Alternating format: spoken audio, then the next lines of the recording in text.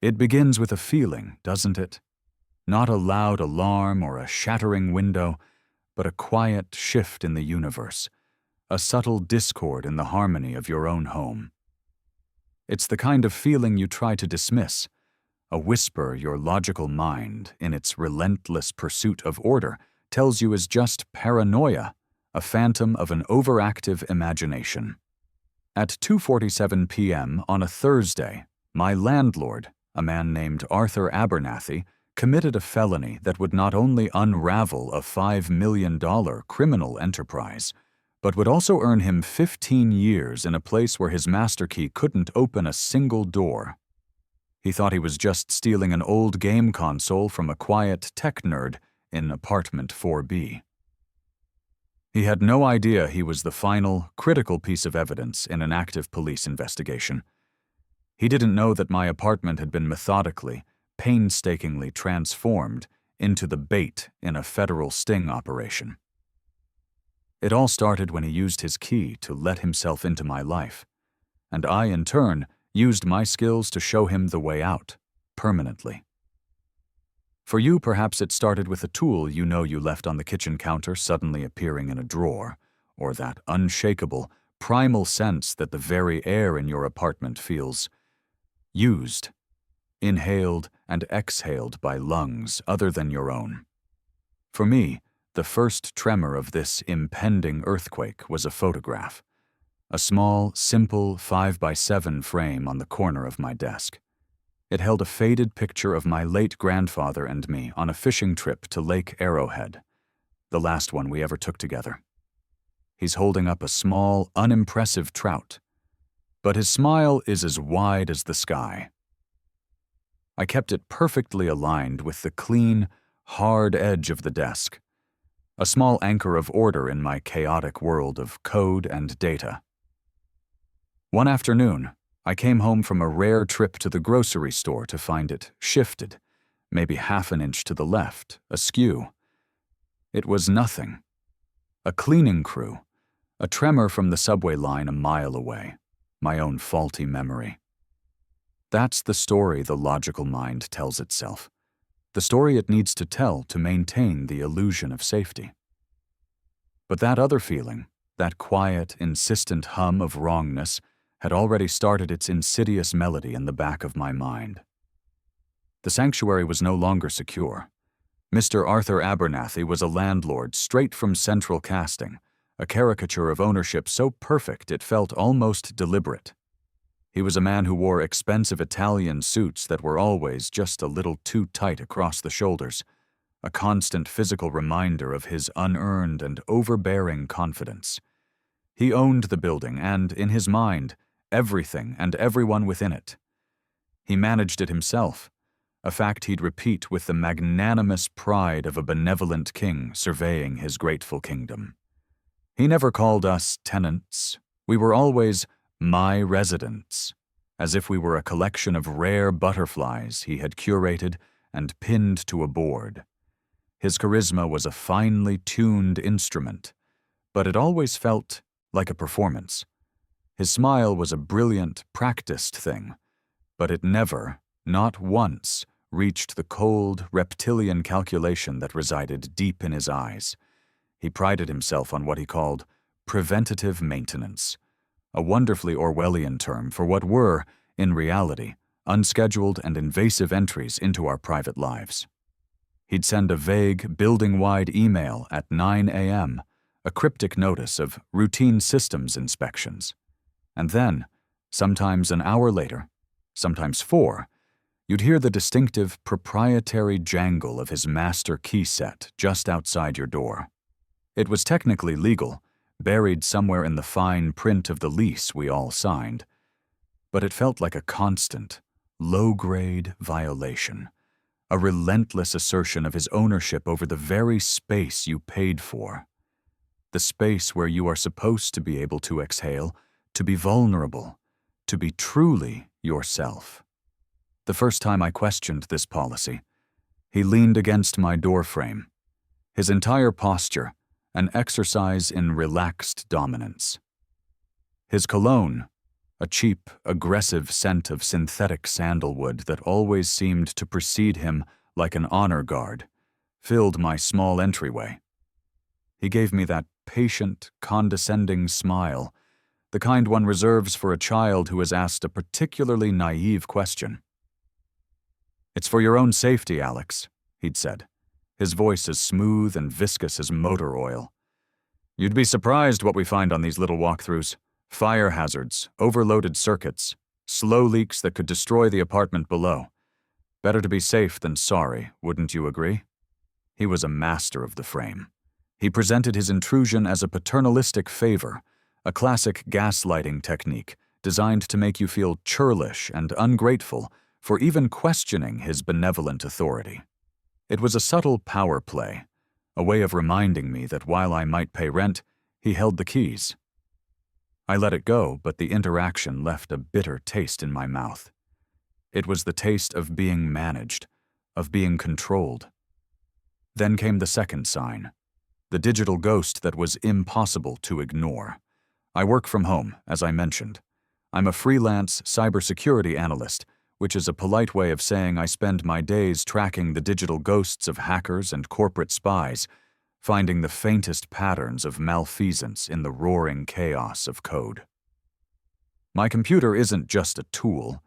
It's a hermetically sealed extension of my own mind. Its ecosystem is as familiar to me as my own thoughts. One evening, while archiving some old files, I glanced at my browser history.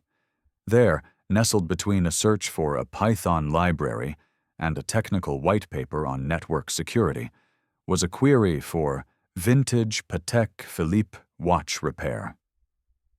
I have never owned a vintage watch. I certainly have never owned a Patek Philippe.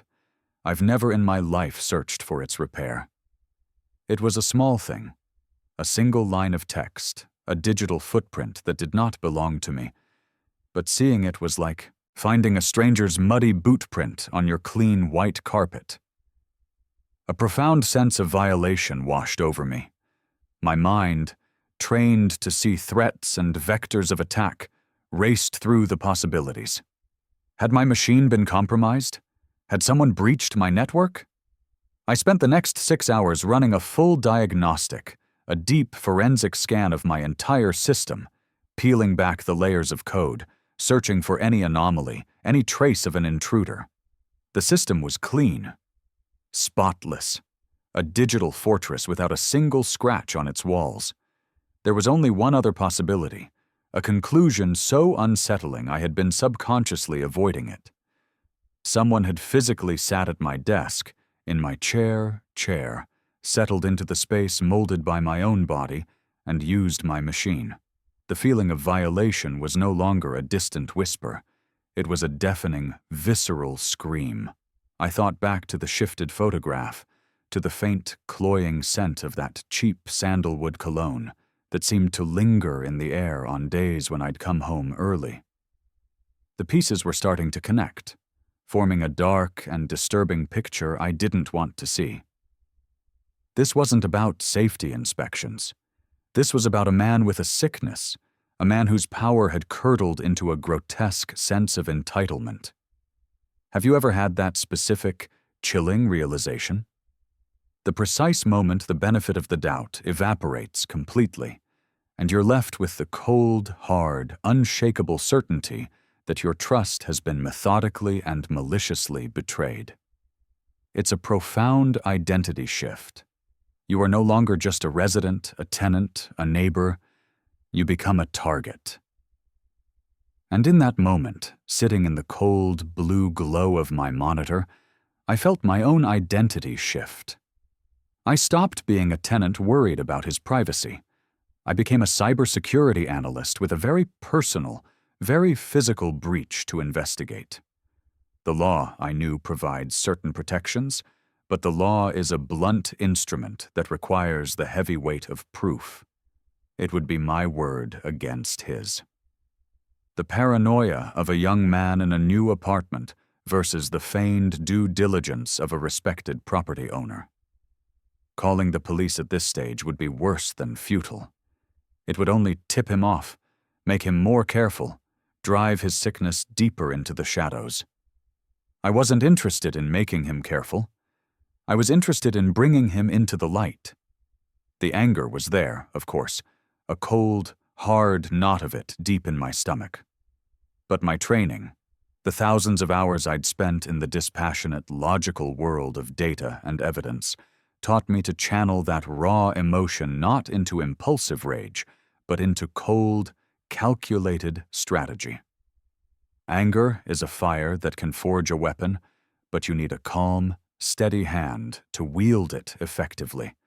And I was about to build a weapon, a digital fortress, a trap made not of steel and springs, but of code and whispers of electricity. My apartment was no longer just my home. It was about to become a honeypot. And Mr. Arthur Abernathy, with his jangling keys and his arrogant, oil-slick smile, was the fly I intended to catch. The question was no longer if he was entering my apartment. The pressing question had become, what was he really doing in here? The search for a watch repair shop felt too specific, too personal. It wasn't the random, idle browsing of a casual snooper. It was targeted. It was a clue. And I was going to follow that clue no matter how deep the rabbit hole went. The game had been set, not by him, but by me. He just didn't know he was playing yet. His greatest, most catastrophic mistake was assuming that the person whose life he was so casually invading was just another resident. He assumed I was ordinary. That single, arrogant assumption would ultimately cost him everything. My professional life is spent navigating the deep, murky shadows of the digital world, a place where people cloak themselves in the comforting illusion of anonymity. My entire career is predicated on a single, simple truth. There are always tracks. My job is to find them. Now, for the first time, I was going to bring my work home, not in a briefcase, but in the very walls and airwaves of my apartment. The first and most critical step was sight. Consumer-grade security cameras, the Nest and Ring cameras of the world, are fine for scaring off amateur porch pirates, but they're obvious, they're hackable, and their data is stored on corporate servers beyond my control. I needed something covert, something that was mine and mine alone. I acquired 3 professional-grade micro-lens cameras, the kind investigative journalists and private investigators use. They were no bigger than the tip of a sharpened pen. The placement had to be perfect, considering all angles and potential blind spots. One went into the spine of a thick, leather-bound copy of War and Peace on my bookshelf, its tiny lens peeking out almost invisibly from the gold leaf lettering of the title. It had a clear view of the entryway and a wide swath of the living room. Another I painstakingly embedded into the digital clock on my bedside table, its minuscule eye utterly lost in the glossy blackness of the display. It would see anyone who approached my bed or the dresser where I kept my personal effects. The final camera was my masterpiece of mundane camouflage. I purchased an identical model of the smoke detector that was already installed in the living room. Over the course of an evening, I carefully disassembled it and integrated the third camera lens into the latticework of the plastic casing, then wired it directly to the detector's own power source. I then swapped it with the existing unit.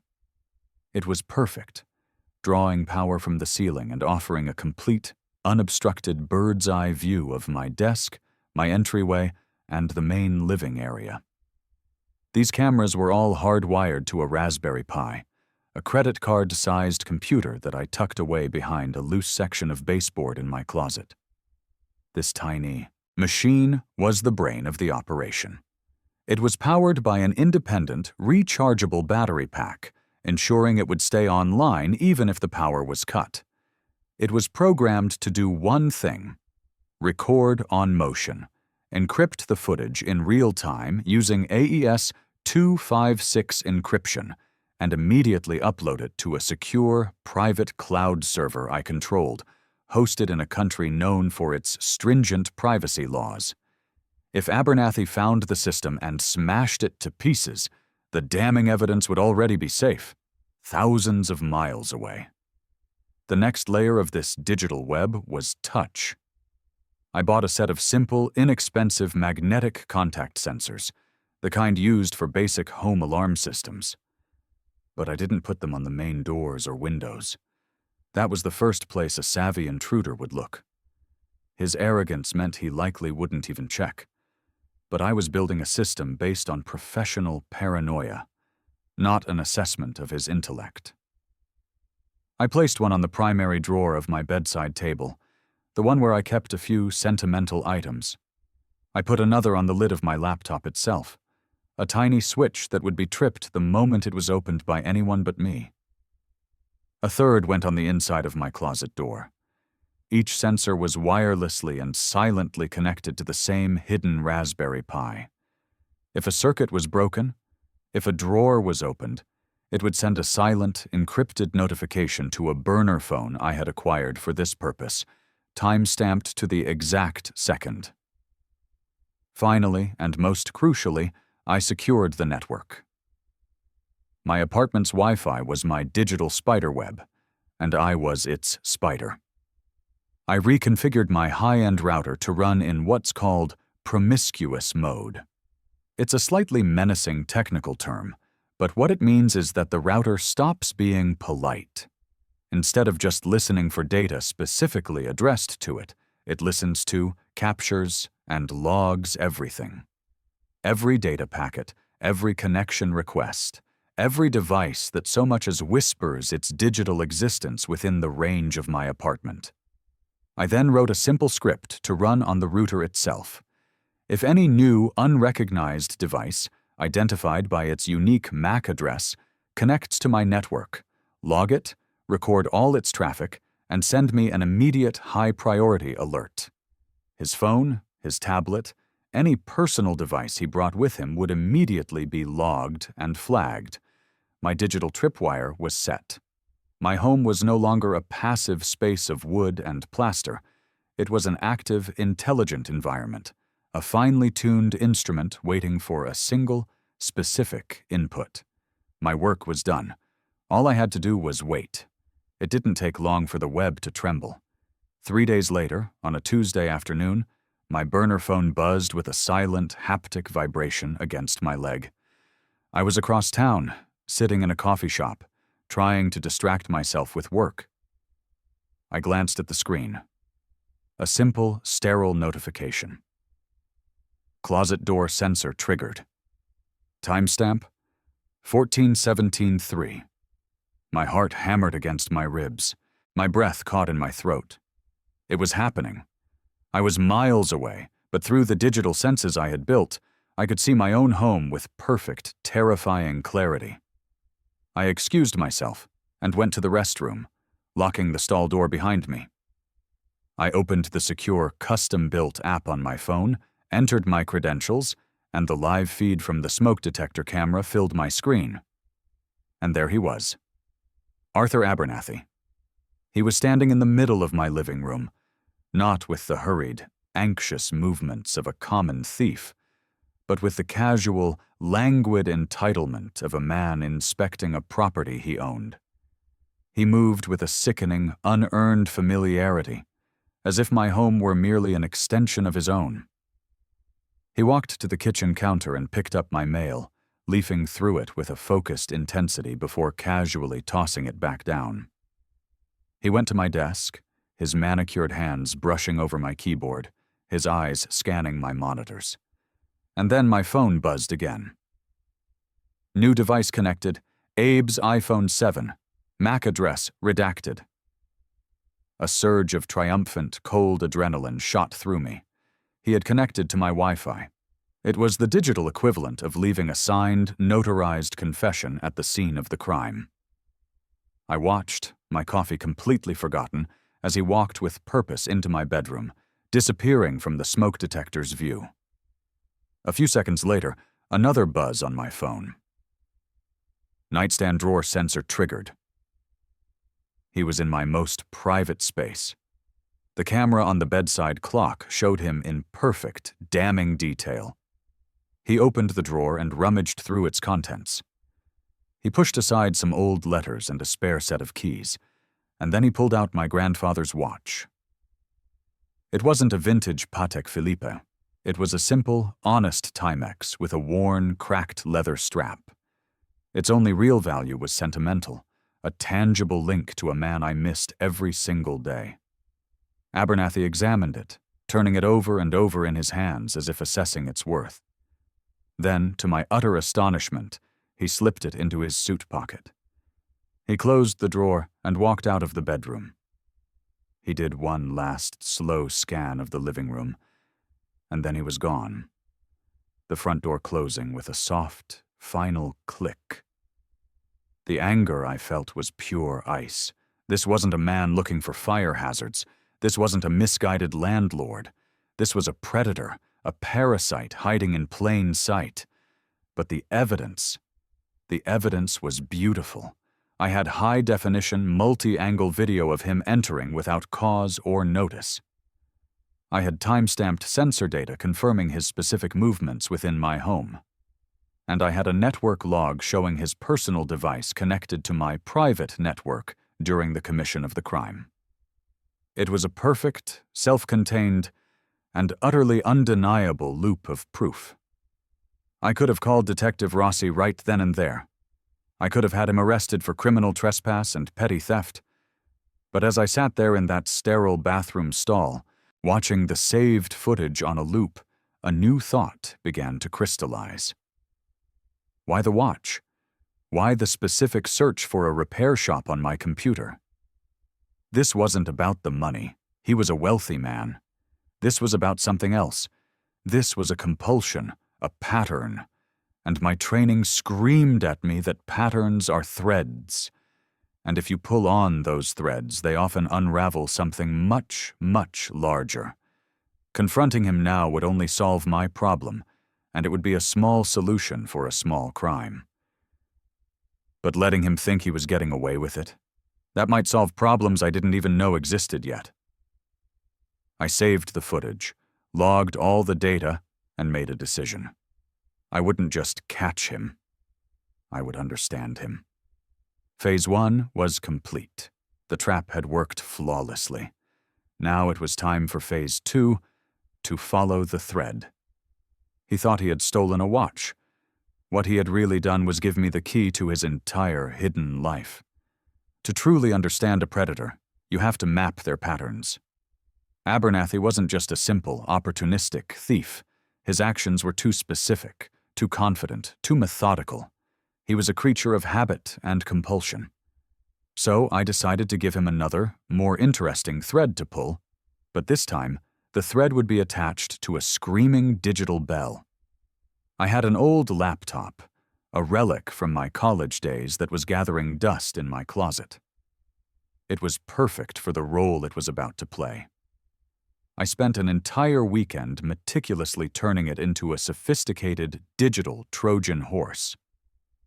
On the surface, I formatted it to be a clean machine, wiping every trace of my personal data.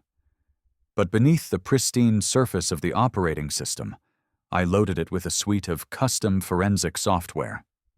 I installed a silent keylogger that would capture every single keystroke, every password, every search query. I embedded a location tracker that would ping me with its precise GPS coordinates every 60 seconds if it was ever moved outside the geofence I had drawn around my apartment building. But the crown jewel of this digital trap was a piece of software I had designed myself for a corporate espionage case a few years back. It was a silent, remote access tool that would lie dormant until the moment the laptop connected to any new Wi-Fi network. The moment it did, it would activate, burrow deep into the machine's core processes, and send a secure notification to me. Once activated, I could remotely see the screen in real time, silently turn on the webcam and microphone, and access, copy, or delete any file on the machine, all without the user ever knowing it was compromised. It was a ghost in the machine. My ghost. I placed the laptop on my coffee table, propped open as if I'd been working and had simply forgotten it there, and then I packed a bag and left for the weekend. I was baiting the hook, not with a simple worm, but with a glittering, irresistible siren song for a man who seemed psychologically incapable of resisting the urge to invade the lives of others. The alert I was waiting for came on Sunday morning, just as the sun was rising. My burner phone vibrated on the hotel nightstand. A single, beautiful line of text. GPS tracker activated. Devices moving. My heart leapt into my throat. I grabbed the phone, my hands trembling slightly. I opened the secure tracking map. The laptop wasn't moving away from the building, down the street to a pawn shop as I might have expected. It was moving within the building. I watched, mesmerized, as the little blue dot traveled from my apartment, number 4B, down the hallway to apartment 4E. I knew 4E. It was supposed to be vacant. The previous tenant, a young medical resident, had moved out over a month ago, and Abernathy had told me just last week that he was still waiting on contractors to get it renovated. The laptop had found a new, secret home. I waited, every nerve ending tingling with anticipation. An hour later, the second alert came in, the one I was truly waiting for. Remote access tool activated. Device connected to network apt4E secure. I was in. From my hotel room, hundreds of miles away, I was looking through the digital eyes of my own repurposed laptop. With a few commands sent from my phone, I silently activated its webcam. The view was unremarkable. A bare, beige wall, a stack of what looked like unopened mail on a cheap folding table. But I could hear the distinct, rhythmic sound of typing. With a few more commands, I activated the screen sharing feature. My phone's screen now mirrored the laptop's display. I was now watching him, in real time, use my old machine. And what I saw made the blood run cold in my veins. He wasn't pawning it. He wasn't browsing watch repair shops. He was logged into a thriving, sophisticated marketplace on the dark web. The screen was a wall of text, listings for sale. But they weren't selling drugs or weapons. They were selling people. Not their bodies, but their entire lives. Fulls, they called them. It's the slang for a full package of stolen identity information. Social security numbers, dates of birth, mother's maiden names, bank account details, credit card numbers complete with the 3-digit CVV codes, all harvested, verified, and packaged for anonymous sale. Abernathy was a vendor, and from the looks of his profile, a prolific and highly rated one. He was using the vacant apartment as a command center, a clearinghouse for stolen identities. I watched, horrified, as he opened a folder on the laptop's desktop. It was filled with hundreds of high-resolution scanned documents, driver's licenses, passports, social security cards, utility bills. My stomach clenched into a tight, painful knot when I saw the name at the top of one of the utility bills. Sarah Jenkins, the sweet, elderly woman who lived in apartment 2A, the one who always left a bowl of candy outside her door for Halloween. He was systematically stealing the identities of his own tenants. The pieces of the puzzle clicked into place with a sickening, horrifying clarity. His intrusive, preventative maintenance checks weren't just about satisfying some creepy compulsion to snoop. They were reconnaissance missions. He was looking for mail, for documents left out on a counter, for financial statements, for any opportunity to harvest the data that fueled his criminal enterprise. The petty thefts, like my grandfather's watch, were just a bonus for him. A little perk of the job that satisfied a different, darker part of his psyche. This was not a one-man operation. The complexity of the listings, the sheer volume of data, the sophisticated methods of payment using laundered cryptocurrency, it all suggested a well-established network. Abernathy was just a piece a very important piece of a much larger, much more dangerous machine.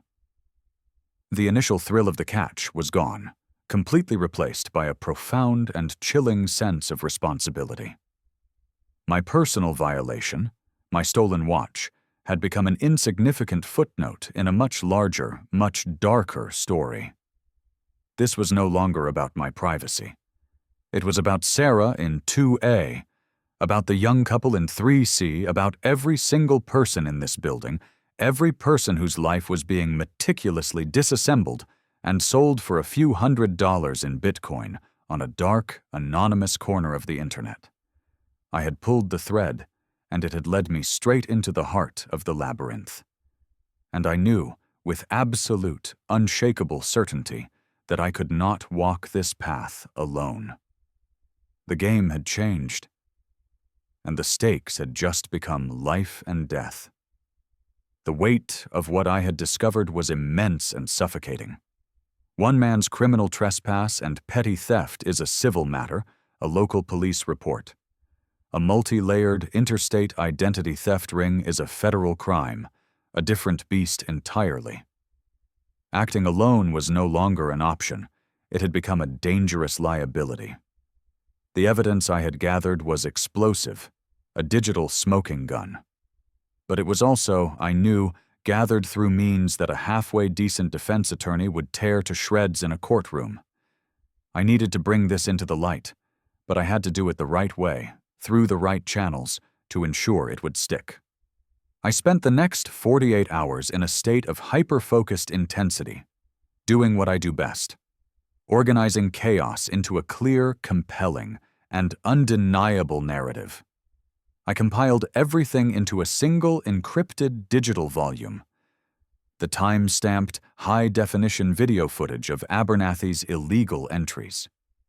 The meticulous network logs showing his personal phone connected to my Wi-Fi during the commission of a crime. The precise GPS data from the Trojan horse laptop showing its clandestine journey from my apartment to his criminal command center in 4E. I included the full-length screen recordings of his activities on the dark web marketplace, capturing every click, every transaction. Cross-referenced the names I could see in the stolen documents with a public list of the building's tenants. The overlap was horrifyingly high. I encrypted the entire package, creating a digital case file that was more meticulous, more organized, and more damning than many professional law enforcement agencies could produce. Then, with a deep breath, I made the call. Detective Isabella Rossi was a name from a past life, a former colleague from a corporate security firm, where I'd worked years ago before striking out on my own. She had left the sterile, profit-driven world of private sector security for the grit and purpose of the police force, eventually landing in the cybercrimes unit. I remembered her as preternaturally sharp, no nonsense, and possessing a near-allergic intolerance for wasted time or fuzzy thinking. I knew she was the only person who would both understand the technical nuances of the evidence I had collected and have the authority to act on it decisively. We met in a sterile, anonymous coffee shop far from my neighborhood, a neutral ground. I laid it all out, calmly and chronologically, just as I had organized the data. As I spoke, I watched her expression shift.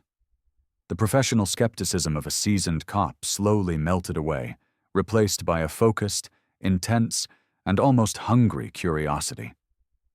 When I finished, she was silent for a long, heavy moment, stirring a coffee she had clearly forgotten about. "You know, Alex," she said finally, her voice low, even, and devoid of any emotion. 99% of the time someone walks into my office with a story like this, they're a paranoid crank with a grudge. I spend my day looking at blurry photos and listening to half-baked conspiracy theories. She paused and looked me directly in the eye. "You're the 1%. She told me that my discovery was not just a lead, it was a potential breakthrough in a case that had been a thorn in her unit's side for over a year. They had been tracking a sophisticated identity theft ring that operated with an almost supernatural level of untraceability. They called them the landlords because their victims were almost always tenants in large multi-unit buildings. The ring preyed on the inherent vulnerabilities of renters, using their access and inside knowledge to harvest data with impunity. They were ghosts, leaving almost no digital trail. Until now, I had given them their first solid lead, their first face, their first operational location. But she was also brutally honest about the risks. "Your evidence is incredible," she said, leaning forward, her voice dropping even lower. "But from a prosecutor's standpoint, it's also almost certainly inadmissible. Fruit of the poisonous tree. You conducted a sophisticated warrantless search on multiple fronts." I understood the doctrine. I had expected it. But then she offered a different path, a narrow legal road forward. "However," she continued, a dangerous glint appearing in her eye, "this evidence, while likely unusable in court itself, gives me everything I need to establish probable cause for my own investigation. We can't use your laptop's data to prosecute him, but we can use it as a finely detailed map. It tells us exactly where to look, what to look for, and who to look at." That's when she proposed the idea. An idea that was both terrifying and undeniably, beautifully brilliant. "He feels safe in your building.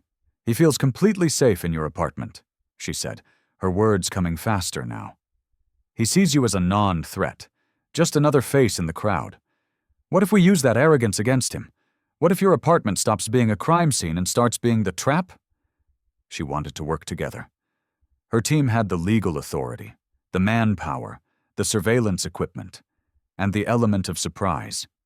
I had the intimate, ground-level knowledge, the technical skill to interpret the data in real time.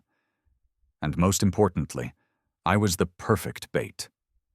A landlord's dream victim, a quiet, unassuming tenant who he thought he had completely figured out. It was a profound, terrifying moment. My isolated, intensely personal battle was about to merge with the full, crushing force of the state. I was being deputized, in a way. My home, my last bastion of safety, was about to become the front line in a war I had accidentally stumbled into. There was no hesitation. There was no other choice. This was bigger than me now. "What do you need me to do?" I asked, my voice steady. Detective Rossi smiled, a real, sharp, predatory smile this time. It was the smile of a hunter who has just caught the scent of her prey. "Let's go fishing," she said. The transformation of my home from a personal sanctuary into a federal staging ground was swift, silent, and utterly unnerving. Detective Rossi's team moved with the quiet, practiced efficiency of ghosts. They didn't arrive in marked police cruisers with flashing lights. They came in a beat-up, anonymous plumber's van, their sophisticated electronic equipment hidden in worn, greasy toolboxes. My little spy setup, which I had been so proud of, was child's play compared to the arsenal they brought to bear. They replaced my carefully hidden micro cameras with law enforcement-grade high-definition opticals so clear and powerful you could read the serial number on a dollar bill from across the room. They embedded state-of-the-art pinhole microphones in the walls, so sensitive they could pick up the sound of a page turning in a book. Every piece of equipment was seamlessly, artistically integrated into the apartment's structure, becoming utterly invisible to the naked eye. My apartment, my home, no longer felt like my own. It now felt like a television studio, a meticulously crafted stage set for a final dramatic act. And I was the lead actor, living on set. Living in the middle of a live sting operation was a masterclass in psychological pressure. Every morning, I'd wake up and go through the motions of my life, making coffee, sitting at my desk, pretending to work, all the while acutely, intensely aware that a team of seasoned detectives was likely listening to me breathe, watching me type, waiting. I had to live my life with a suffocating degree of normalcy. Any deviation from my established routine, Rossi had warned, could spook Abernathy, and they only had one shot at this. It was a dizzying exercise in extreme compartmentalization. I was an actor playing the difficult, nerve-wracking role of myself. The plan, which Rossi had grimly codenamed Operation Trojan Horse, was elegant in its simplicity but terrifyingly complex in its execution. They needed to catch Abernathy not just trespassing, not just with stolen mail from another tenant, but in the specific act of receiving what he believed to be high-value, illicit goods. They needed to prove his intent to traffic in stolen property, a charge that carried a much heavier, non-negotiable sentence. Working with federal agents from the Postal Inspection Service, they created the bait. It was a package, a standard brown cardboard box, addressed to a fictitious name at my apartment number. Inside was a carefully curated collection of dummy electronics, a few $1,000s in sequentially marked bills, and the centerpiece, a handsome, leather-bound ledger. The ledger was a work of art, filled with pages of meticulously forged dark web transaction details, a fabricated list of buyers and sellers designed to look like a high-level criminal's black book. And embedded deep within its spine was a military-grade GPS tracker, accurate to within 3 feet, that would activate the moment the box was opened. The package was designed to be an irresistible piece of bait for a man like Abernathy. It would look like a lost or misdelivered shipment from a competitor in his dark world, a golden, risk-free opportunity that had fallen right into his lap. Rossi walked me through the legalities again, patiently explaining the razor-thin line that separates a legitimate sting operation from illegal entrapment. "Remember, Alex," she explained, her tone methodical, like a professor lecturing a favorite student, "we're not convincing him to commit a crime he wouldn't otherwise commit. We are simply creating a tangible opportunity for him to commit the exact type of crime he is already committing every single day. We're providing the stage and the props. He's the one who has to willingly walk onto it and perform his part." The package was scheduled for delivery on a Friday morning. All I had to do was let it sit by my door, an unopened, tantalizing invitation to a party Abernathy had no idea he was about to attend. The waiting was the hardest part. The silence in the apartment felt different now. It was charged, heavy, and humming with a terrifying potential energy. Every footstep in the hallway, every distant jangle of keys, made my heart leap into my throat. I was a spider in a web of my own making, but I was also the fly, tethered to the center, waiting for the final, decisive tremor. Friday arrived with a gray, oppressive, and unnervingly still sky that perfectly matched my mood. The package was delivered by a uniformed federal agent at precisely 10:15 a.m. I watched through the peephole as he placed it on the mat outside my door, a plain, innocuous brown box that held the fate of so many people. Now the real waiting began. The hours crawled by with an agonizing slowness. I sat in my living room trying to work, but my focus was completely shattered. My mind was a maelstrom of anxieties and what-ifs. I was a prisoner in my own home, a human lure in an invisible trap. Detective Rossi and her team were in their mobile command van parked a block away, watching the same high-definition camera feeds I was, listening to the same charged, unbearable silence. The tension was a physical thing, a crushing weight on my chest. What if he didn't show up today? What if he'd gotten spooked for some unrelated reason? Had I done something yesterday? Some small, unconscious thing to change my pattern? The self-doubt was a corrosive acid, eating away at my confidence. Then, at 3:42 p.m., it happened. A faint, almost imperceptible scratching sound at my front door. Not a knock.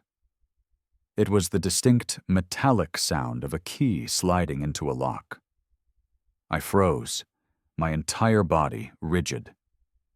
On the laptop screen connected to the police feed, I saw the view from the camera I had hidden in the hallway light fixture.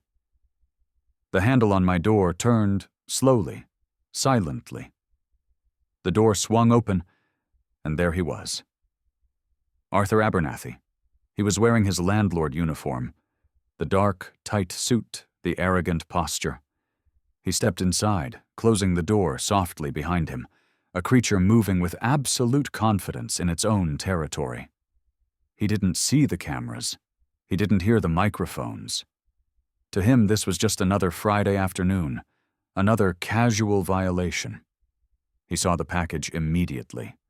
His eyes, cold and calculating, lit up with a greedy, triumphant glint that was sickening to watch. He did a quick, cursory scan of the apartment, his gaze sweeping over the living room and kitchen to make sure I wasn't home. Then he knelt down, his expensive suit creasing, and picked up the box. He shook it gently, listening to the contents shift inside, a small, predatory smile playing on his lips. This was it. The culmination of everything, the moment of truth. He didn't open it. He was too smart, too practiced for that. He tucked it firmly under his arm and walked straight back out the door, closing it with the same soft, final click with which he had entered. The entire invasion, the commission of a federal crime, had lasted less than 60 seconds. In the command van, Rossi's voice crackled to life in the small, invisible earpiece I was wearing. Her voice was pure, calm professionalism. "He's got it. The package is mobile. The tracker is active. He's on the move." On a second monitor in front of me, I could see the GPS dot from the ledger's tracker begin its journey.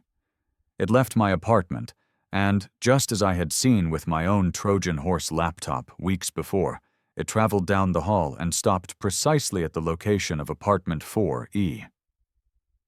"He's in the nest," one of the officers in the van said, his voice a low growl. Rossi looked at her team, her face set like stone. "Okay," she said, her voice calm and clear, but humming with a coiled kinetic energy. "Everyone in position. We go on my mark in 5. The waiting was over. The hunt had begun. I watched the screen, my breath held tight in my chest, as the different pieces of the final act moved silently and swiftly into place. It was a strange, disembodying feeling, watching the culmination of months of fear, anger, and meticulous strategy unfold on a series of cold, glowing screens. It was detached, surreal. But the feeling in the pit of my stomach was very real. It was the feeling of a great tide finally, irrevocably turning, of justice, long overdue, finally about to come ashore with the force of a tidal wave. The raid was a symphony of controlled, violent chaos. Rossi gave the final command, a single, sharp word into her microphone, and 3 tactical teams moved as one. I watched it all unfold from the relative safety of the command van, a silent, privileged observer to the systematic and beautiful dismantling of a man's secret world. One team, armed and ready, took the front entrance of the building. A second covered the back fire escape. The third, the main entry team, was already stacked up in a silent, menacing line outside the door of apartment 4E, a silent, heavily armed shadow in the quiet, carpeted afternoon hallway. Through the pinhole camera we'd planted in the hallway ceiling fixture weeks ago, I could see them with perfect, heart-stopping clarity. They didn't use a battering ram. That was too loud, too disruptive.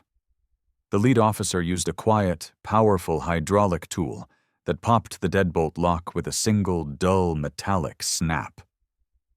The door swung open, and they flowed inside like water, a silent, deadly current of black tactical gear. The feed from inside apartment 4E, broadcast from the hidden camera on my old Trojan horse laptop, which Abernathy had left running on a desk, flickered to life on the main monitor in the van. The apartment was exactly as I had imagined. a Spartan, impersonal space that had been converted into a criminal office. Desks were piled high with stacks of stolen mail, freshly printed fake IDs, and sleeves of fraudulent credit cards. And in the center of it all, like a king on his throne, was Abernathy. He was sitting at a cheap folding table, the bait package open in front of him. He was holding the handsome leather-bound ledger, his face a mask of pure, unadulterated, avaricious glee as he flipped through its pages. He was so engrossed, so completely captivated by his prize, that he didn't hear them enter.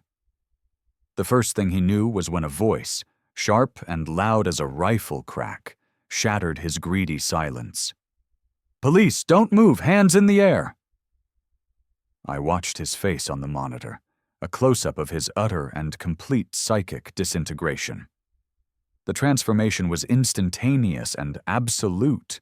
The arrogance, the confidence, the predatory glee, it all vanished, vaporized in a microsecond. It was replaced by a slack-jawed, bone-deep shock, the wide-eyed, uncomprehending look of a man whose entire reality has just been violently and irrevocably ripped away from him. His eyes, which I had only ever seen as cold and calculating, were now wide with pure animal terror. They darted around the room, seeing the tactical gear, the aimed weapons, the cold, hard, anonymous faces of the officers who had materialized from nowhere. He looked like a cornered animal, his mind utterly unable to process the speed and totality of his downfall. He didn't resist. He couldn't. He just sat there, frozen, his hands hovering over the fake ledger as they pulled him roughly from his chair and pushed him face down onto the floor. The sound of the handcuffs ratcheting shut, amplified by the sensitive microphones, was the loudest, most profoundly satisfying sound I had ever heard. Simultaneously, another team was raiding his own penthouse apartment, and a third was securing his official management office at the front of the building. The net had been cast wide, and it was now being drawn brutally tight. They walked him out in cuffs, right past my apartment door. He didn't look at it. His gaze was fixed on the floor, his expensive suit now disheveled. He was a broken man. But as they led him down the main stairs toward the building's entrance, he saw me. I had stepped out of the command van and was standing by the glass doors with Detective Rossi. Our eyes met. There was no anger left in his gaze, no defiance, just a hollow dawning and complete comprehension. In that single, silent moment, he finally understood. I wasn't the sheep. I was the shepherd who had calmly and patiently led the wolves right to his door. I didn't smile. I didn't gloat. I just held his gaze and gave him a slow, deliberate nod. A quiet, final acknowledgement that the game was over. And he had lost. The aftermath of a storm is often quieter and more profound than the storm itself. In the days and weeks following the raid, a sense of calm, an almost surreal peace settled over the building. The raid was the talk of the neighborhood, of course, a brief, spectacular flash of drama for the local news. But inside our building, among the tenants, the feeling was one of profound and deeply shared relief. It was as if a low-grade fever we didn't even consciously know we had, a constant, low-level hum of anxiety, had finally broken. The full scope of Arthur Abernathy's criminal enterprise, as it was laid out in the subsequent investigation, was staggering. The identity theft ring was valued at over $5 million, with a complex web of victims stretching across 3 states. He had used his position as a landlord, a position of inherent trust and power, as the perfect cover, expertly exploiting the vulnerabilities of the very people he was meant to serve and protect. Faced with the mountain of irrefutable evidence against him, the high-definition videos, the meticulous network data, the marked money and GPS tracker from the sting operation, and my own detailed testimony, he knew he had no options. His arrogance crumbled in the face of cold, hard data. He took a plea bargain, agreeing to testify against the entire network, from the street-level mail thieves to the dark web brokers, in exchange for a reduced, though still substantial, sentence: 15 years in a federal prison with no possibility of parole. His testimony, combined with the evidence gathered from our building, led to the indictment of 12 other individuals, effectively and permanently dismantling the entire criminal organization. Justice, in the cold, procedural sense of the word, had been served. But the story doesn't end with a prison sentence, because the damage done wasn't just financial. A deep wound had been opened in our community, a wound of broken trust and violated security, and it needed to heal. The tenants, who had once been isolated islands of quiet suspicion, began to talk to each other. We gathered in the hallways, in the laundry room, sharing our own stories of Abernathy's strange behavior, of our own unsettling experiences, of items gone missing, of that same quiet hum of wrongness we had all felt but never dared to name. A powerful, resilient bond was forged in the fire of our shared violation. We learned from Detective Rossi that Abernathy's assets, including our building, were being seized by the government as part of the criminal asset forfeiture process. That's when a new idea began to take root. An idea that started as a wild, almost laughable "what if?" and slowly, through conversation and shared hope, grew into a concrete, actionable plan. What if we, the tenants, could take control of our own home? What if we could buy the building ourselves? I found myself, improbably and reluctantly at first, at the center of this new movement. My neighbors, now aware of the role I had played in Abernathy's downfall, looked to me for guidance and organization. We formed an official tenants association. We pooled our resources. We sought legal counsel from a pro bono housing rights group, and we petitioned the city. We argued that the most effective form of restorative justice was to turn the site of the crime over to the direct victims. And to our collective astonishment, after months of paperwork and hearings, the city agreed. They helped us secure a low-interest, community-backed loan. 6 months after Arthur Abernathy's arrest, the tenants of the building officially became its owners. We formed a housing cooperative. We were no longer simply residents, subject to the whims of a landlord. We were stakeholders in our own lives. The transformation of the building, and of us, was incredible. Our first act as a co-op was to vote to install a new, state-of-the-art security system, one that we controlled. We planted a community garden in the neglected, overgrown backyard, and on summer evenings, you can find neighbors sharing food and conversation there. We turned Abernathy's old, sterile management office into a shared library and workspace for residents. The building, once a place defined by quiet fear and anonymous isolation, became a vibrant, thriving, and interconnected community. My own life changed as well. My work with Detective Rossi's unit had not gone unnoticed.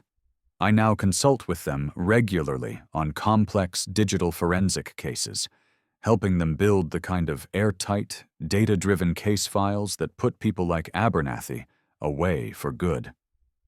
I found a purpose that extended beyond the ones and zeros of my code.